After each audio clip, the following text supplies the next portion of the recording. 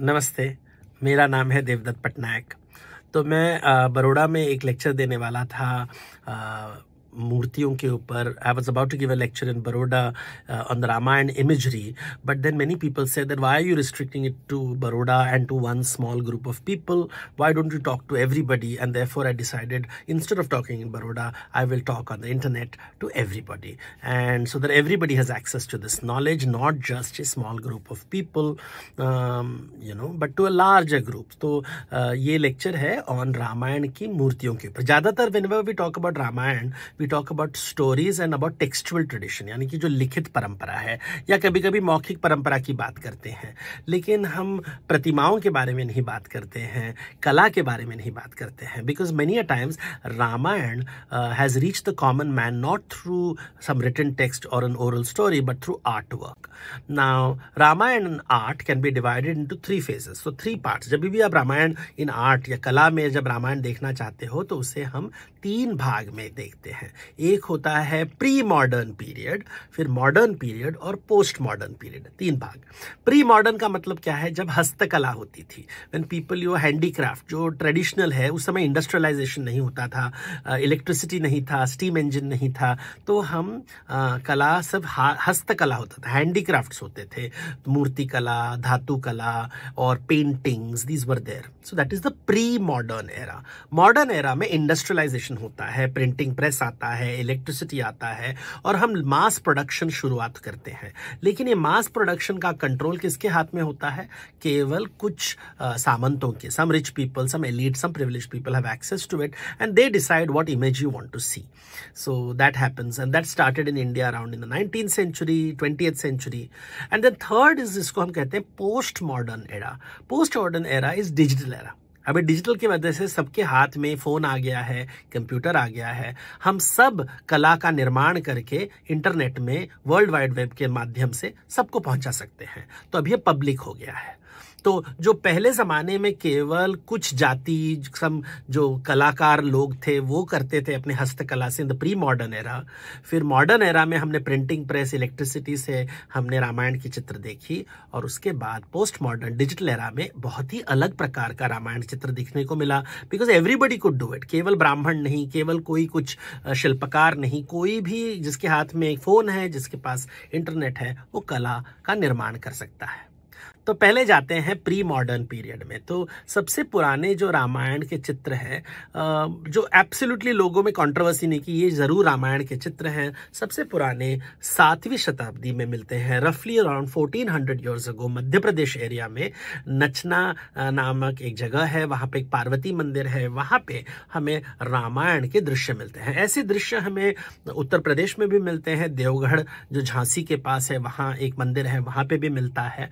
और यहाँ पे हम रामायण की पहली बार कला के रूप में रूप देखते हैं। जैसे ये अगर आप पिक्चर देखो तो यहाँ पे हम देखते हैं कि सीता लक्ष्मण से कह रही है कि अपने भाई को जाके बचाओ। लक्ष्मण कह रहे हैं नहीं, तो सीता उन्हें कुछ भी बता देती है और लक्ष्मण को बुरा लग के वो कान बंद कर रहा है। तो ये हमें एक दृश्य मिलता है। दूसरा दृश्य है रावण सीता के यहाँ पर्ण कुटीर में आके खाना मांग रहा है। अगर आप देखो तो सीता बहुत ही अलग दिखती है, टीवी वाली सीता जैसे नहीं दिखती। ये गुप्त काल, that is a Gupta period का कॉस्ट्यूम है। सो लगभग 1500-1600 साल पहले का ये कॉस्ट्यूम है। उनके कपड़े देखिए, यहाँ लक्ष्मण रेखा नहीं दिखाया जाता है। So this is around the 7th century। तो 1500-1400 साल पहले पहली बार हमें रामायण की मूर्तियां मिलती हैं उत्तर भारत में। फिर अबाउट 1200 साल पहले 8th century में हम देखते हैं जैसे कैलाशनाथ टेम्पल जो एलोरा में है, जैसे विंध्या पर्वत के दक्षिण भाग में हम कैलाशनाथ मंदिर जो फेमस है, वहाँ पे पूरा रामायण का एक दर्शाया दृश्य देखते हैं। ये ऐसा दृश्य हमें कर्नाटक में भी मिलता है, यानी कि डेक्कन रीजन में, south of the Vindhyas we start finding this images पहली बार in the 8th century 9th century से शुरू होता है। अभी 10th century तक अगर हम जाएं आउटसाइड इंडिया भी, कंबोडिया में भी हम रामायण के चित्र देखते हैं। जैसे इस पिक्चर में हम देखते हैं कि रावण अनुग्रह मूर्ति, रावण शिव के कैलाश को उठा दिखाने का प्रयास कर रहा है। और इस मूर्ति को देखिए, ये मूर्ति भारत में नहीं है, कंबोडिया में है। कंबोडिया यानी कि वियतनाम के बगल में है। It is beyond Indonesia, it is beyond Malaysia, वहाँ पे है। वहाँ पे 10वीं शताब्दी में रामायण की कथा बोली गई थी। If you know that Ramayana is famous in south east Asia, it went through the ships. तो हमें बर्मा में रामायण मिलता है, थाईलैंड में रामायण मिलता है, मलेशिया, इंडोनेशिया में रामायण मिलता है, और कंबोडिया में भी रामायण मिलता है। और ये चित्र दिखा रहा है रावण अनुग्रह मूर्ति। रावण अनुग्रह कर रहा है शिव जी के, मैं उठाने का प्रयास कर रहा हूँ, आप मुझे दबा के नीचे डाल रहे हो। तो ये देखिए कैसा, ये सब हाथों से बनाया गया है। They've all been commission by kings, राजाओं ने पैसे दिए हैं और वहाँ के जो शिल्पकला लोग हैं उन्होंने मूर्ति बनाई है। फिर हम देखते हैं पेंटिंग्स। अभी मुगल काल में जब अकबर थे तो अकबर को पढ़ना मुश्किल होता था। कुछ लोग कहते हैं वो अनपढ़ थे, कुछ लोग कहते हैं वो डिस्लेक्सिक थे, लेकिन वो पढ़ना मुश्किल, तो उन्हें पेंटिंग्स बहुत पसंद था। तो उन्होंने पर्शिया से आर्टिस्ट को बुलाया और उन्होंने कहा कि भारत में कई कहानियां हैं, उसको पेंटिंग कराओ। तो पर्शिया के लोगों ने पहली बार रामायण को पेंटिंग करा। तो इसके पहले पेंटिंग होता था हमारे मंदिरों में, बट ये मुगल दरबार में हम देखते हैं रामायण का चित्र। अगर आप इस पिक्चर को ठीक से देखें तो जो कबंध राक्षस है वो राम और लक्ष्मण के साथ बात कर रहे हैं और उनके सर में एक ऐसा हॉर्न्स है, हॉर्न्स। अभी इसके पहले जो चित्र है, जब मैंने रावण दिखाया था कंबोडिया में, आप देखोगे कि रावण का सर में कोई सिंह नहीं है, वो बिल्कुल राजा जैसा दिखता है। वो देवता को भी आप मानोगे कि वो देवता है, हमें पता है वो रावण है, लेकिन वो देवता जैसे दिखता है, कोई फर्क नहीं है। लेकिन पहली बार हम देखते हैं कि जो असुर है उन्हें बहुत ही अगली बनाया गया है, बदसूरत बनाया गया है। उनके कोड़े हैं, उनके they've got this boils, horn, सिंग है, और उनके wings are there. So these are all Persian images. जो फारसी देशों में उन्होंने राक्षसों को दिखाते थे, उनको वही रूप दे दिया उन्होंने कबंध को। और अगर राम जी का आप चेहरा देखो तो वो उनके जो मुष्ट हैं बिल्कुल ही पर्शियन स्टाइल के हैं, वो इंडियन नहीं लग रहे हैं। ये क्योंकि ये मुगल साम्राज्य में बना था। अभी इसके बाद ये जो पेंटर्स थे, धीरे धीरे मुगल साम्राज्य जब समाप्त होने लगा तो वो पहाड़ यानी कि हिमाचल प्रदेश की तरफ जा रहे थे, पंजाब की तरफ जा रहे थे, मालवा, मध्य प्रदेश, जयपुर में जाके वो अलग अलग राजाओं के कारखानों में काम करते थे। और वहाँ पे उन्होंने पेंटिंग्स को और रिफाइंड करके, और यहाँ पे भी उन्होंने रामायण के चित्र बनाए। लेकिन आप देख सकते हो ये रामायण का चित्र मुगल चित्र से कितना अलग है।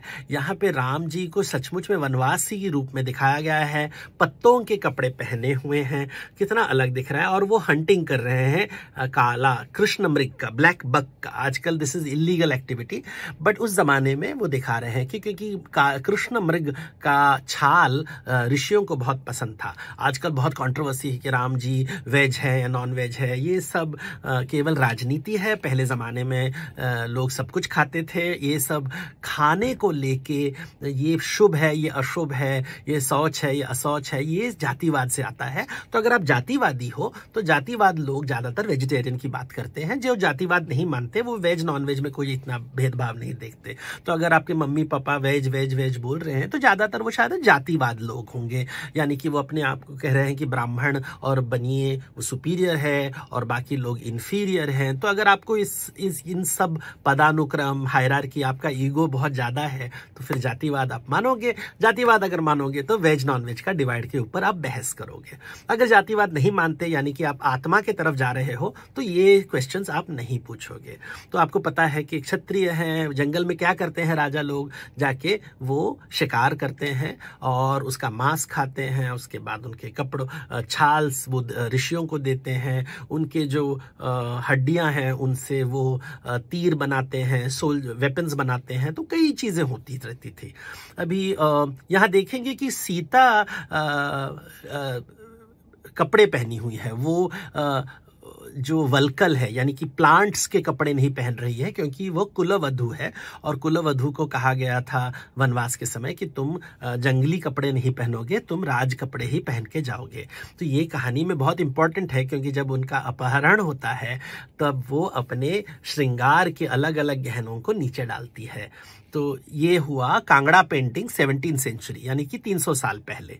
उसके बाद 200 साल पहले हम देखते हैं साउथ इंडिया में भी पेंटिंग्स, मैसूर पेंटिंग्स मिलता है। यहाँ पे हम देख रहे हैं, देखो राम को नीला रंग दिया गया है और एक जगह राम को हरा रंग दिया गया है। तो हम राम जी को कहते हैं कि राम श्याम रंग थे, डार्क कलर थे, लेकिन हम डार्क कलर पसंद नहीं करते हमारे देश में, हम श्वेत रंग पसंद करते हैं। तो जो काला रंग का व्यक्ति है उसे हम नील रंग दे देते हैं या हरा रंग देते हैं। क्यों? हरा रंग का स्पेसिफिक मतलब है क्योंकि नाट्य शास्त्र में हरा रंग का मतलब है श्रृंगार का रंग, और श्री कृष्ण को राम जी को बहुत ही सुंदर माने जाते थे। उन्हें कहते थे कि वो कामदेव का रूप है, इतना सुंदर है, इसलिए उन्हें हरा रंग दिया जाता था। अब देखोगे कि हनुमान जी को भी हरा रंग दिया गया है क्योंकि हनुमान जी को भी कई परंपराओं में कामदेव का रूप माना जाता है। बहुत ही सुंदर है, सभी स्त्रियां उन्हें देखकर मोहित होते हैं। लेकिन राम एकम पत्नी व्रता है, यानी कि वो परस्त्री को नहीं देखेंगे, केवल सीता को देखेंगे। और हनुमान जी ब्रह्मचारी हैं, इसलिए वो कामदेव का रूप होगा लेकिन वो स्त्री के तरफ नहीं देखेंगे। तो ये बातें रंगों के माध्यम से 200 साल पहले हम देख रहे हैं। अभी ये सब प्री मॉडर्न पीरियड है, इंडस्ट्रियलाइजेशन के पहले। लेकिन इंडस्ट्रियलाइजेशन के बाद हम प्रिंटिंग प्रेस आता है।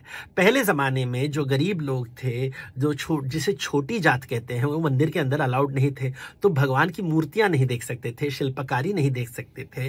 वो तभी देवताओं को देखते थे जब वो अपने दिग्ग यात्रा यानी कि यात्रा के लिए मंदिर से बाहर निकलते थे। उनके पास पैसे नहीं था पेंटिंग्स देखने के लिए। किसी के घर में, किसी के महल में जो वॉल में जो पेंटिंग था शायद वो देखते थे, या कहीं दूर से कोई राजा के महल के बाहर कोई अगर रामायण का चित्र बनाया है वही चित्र देखते थे। तो उनके पास राम और का चित्र नहीं था देखने के लिए। लेकिन ये बदलता है लगभग 200 साल पहले जब भारत में प्रिंटिंग प्रेस आता है, और इसमें सबसे फेमस नाम है ऑफ राजा रवि वर्मा।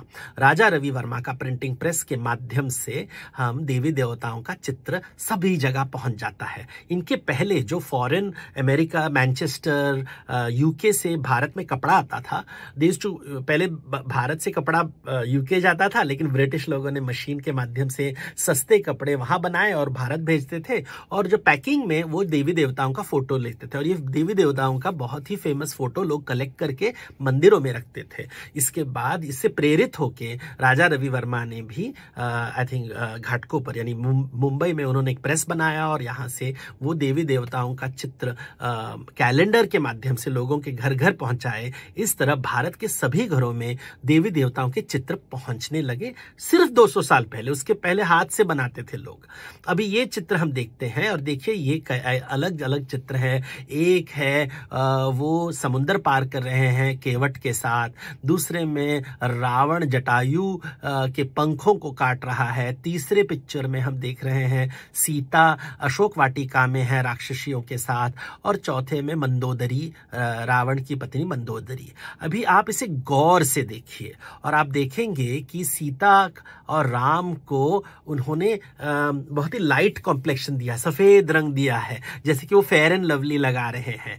लेकिन राक्षसों को और छोटी जात के लोगों को उन्होंने काला रंग दिया है, यानी कि जो केवट है उसका रंग देखिए ब्राउन कलर का है, और रावण का भी रंग ब्राउन डार्क कलर का है, यानी कि डार्क कलर का कॉम्प्लेक्शन है। राक्षसियों के देखिए वो काले काले रंग के हैं, ब्राउन कलर के हैं, और वो ब्लाउज भी नहीं पहने हुए हैं, यानी कि क्या वो द्रविड़ लोग हैं, दक्षिण भारत के हैं, और ये बोल रहे हैं कि राम और सीता उत्तर भारत के हैं, वो आर्य देश है, दक्षिण द्रविड़ देश है। ये सब बातें 19वीं शताब्दी में बहुत लोग बात कर रहे थे।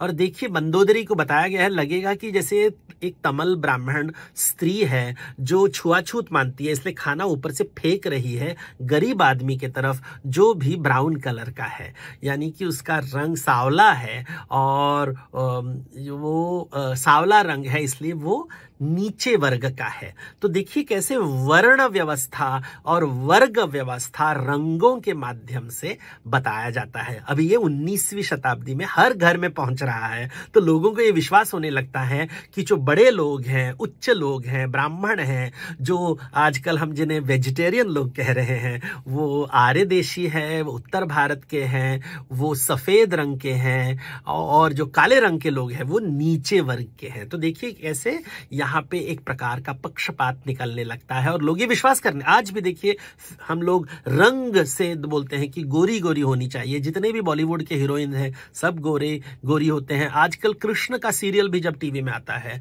तो हम कृष्ण का मतलब है काला, और लेकिन कृष्ण को भी हम बोलते हैं काला रंग का है, लेकिन टीवी में वो हमेशा सफेद दिखते हैं। अगर आप काला कृष्ण को टीवी में लेके आओ तो वो शो फ्लॉप होगा। हमें इसलिए देखिए कैसे धीरे धीरे श्वेत रंग, उत्तर भारत का रंग, और फिर शाकाहारी भोजन, सात्विकता, ये सब मेल खा रहा है। तो जो सात्विक है वो वेजिटेरियन होगा, जो वेजिटेरियन होगा वो उसका रंग साफ होगा, वो सफेद रंग का होगा, वो उच्च वर्ण का होगा, उच्च वर्ग का होगा, और उत्तर भारत का होगा। तो ये सब देखिए कैसे राजनीति धीरे धीरे करके चित्र में आ रहा है। भक्ति और कथा की बातें छोड़कर हम धीरे धीरे करके 19वीं शताब्दी में राजनीति धीरे धीरे प्रवेश करता है रामायण के भीतर। और देखिए कंपेयर मैं कर रहा हूं, ये पिक्चर एक पुराने नचना के जो 7वीं शताब्दी की जो मूर्ति है जहां पे रावण और सीता का बातचीत हो रहा है, जब वो वहां भिक्षा मांगने आ रहे हैं एक ऋषि के रूप में, और वही चित्र दिखिए आप एक प्रिंटिंग प्रेस से जब निकलता है तो रावण कितना अलग दिख रहा है, उसके कपड़े कितने अलग हैं, अभी दाढ़ी है, और सीता देखिए सफेद रंग की है और उसके कपड़े कितने अलग है। देखिए कपड़े बदल रहे हैं 7वीं शताब्दी में और 19वीं शताब्दी में, कितने कपड़ों में कितना फर्क आ रहा है। सीता का रंग अभी दिखाई दे रहा है, रंग हमें पत्थर की मूर्तियों में नहीं दिखाई देता है। तो देखिए कैसे समय के साथ हमारा कला भी बदलता है, विचार भी बदलते हैं। अभी आया ये पोस्ट मॉडर्न डिजिटल एज में, और डिजिटल एज में इंटरनेट के माध्यम से हमें पूरे दुनिया का चित्र हमारे घर पहुंच रहा है। और एक चीज देखिए, वहां पे बहुत ही फेमस हनुमान की जो चित्र है, राजनीति में बहुत प्रेरित है, एंग्री हनुमान का पिक्चर है। एंग्री हनुमान का पिक्चर, फिर आदि पुरुष एक फिल्म रिसेंटली बना था, वहां पे भी हनुमान बहुत ही गुस्से में है। अभी ज्यादातर अगर आप मंदिरों में मूर्तियां देखें तो वहां पे देवी देवताओं को कभी गुस्सा नहीं आता, क्योंकि वो आत्मा का प्रतीक है और आत्मा को कभी गुस्सा नहीं आता।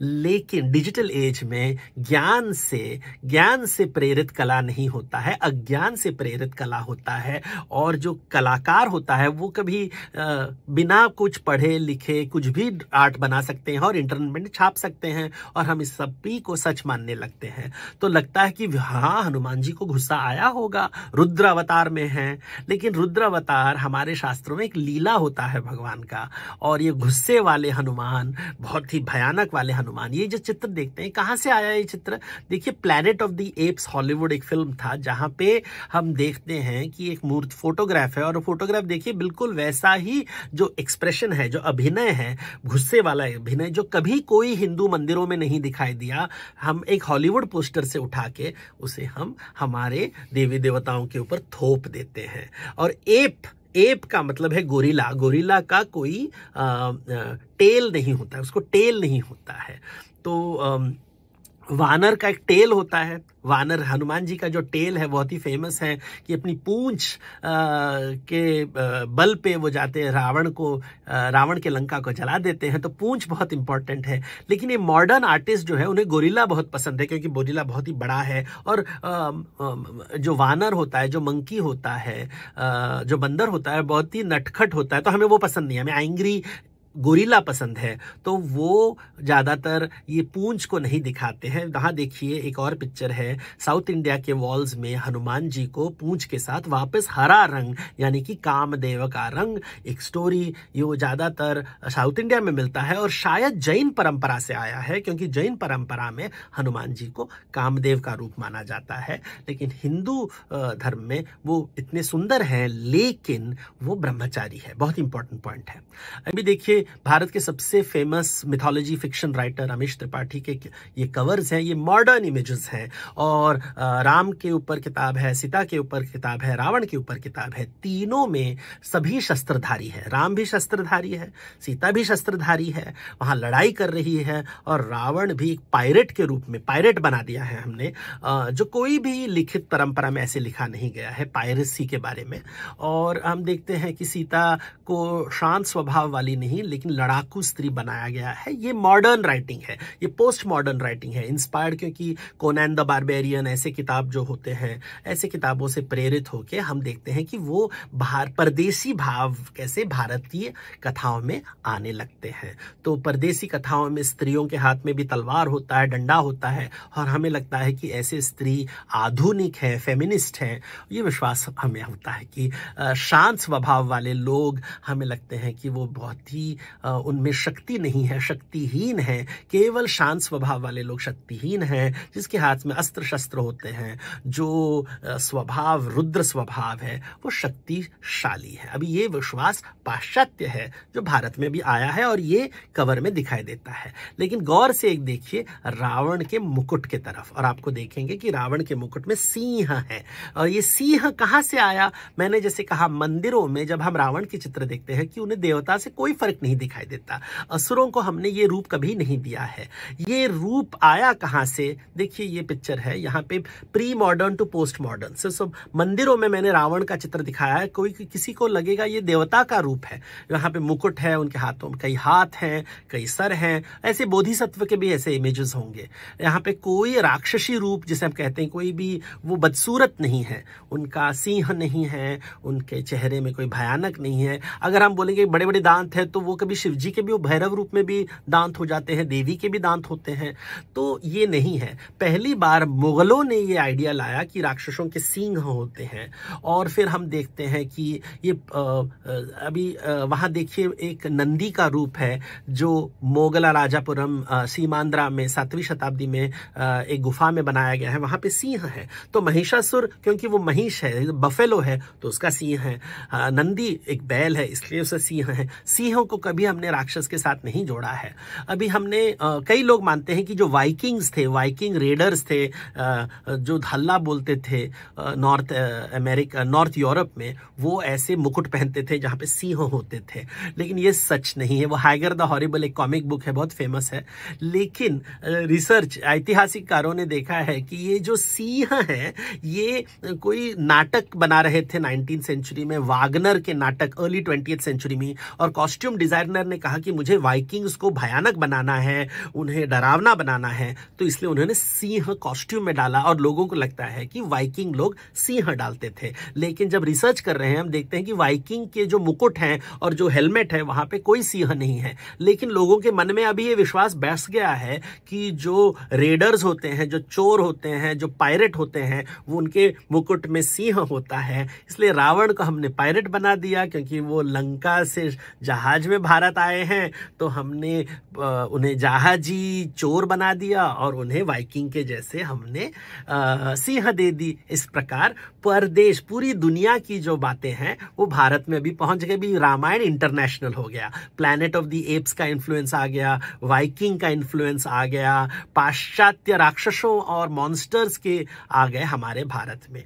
अभी देखिए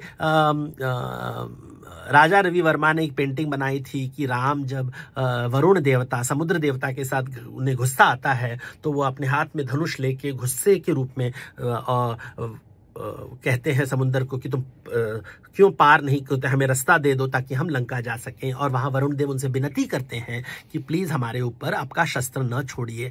तो वहां पे राम शांत हो जाते हैं। उसी मूर्ति को हिंदुत्व राजनीति में एक बहुत ही क्रोधित रूप का राम बनाया गया है। और आजकल जब लोग राम की नाम लेते हैं, वो सीता का नाम ले देते।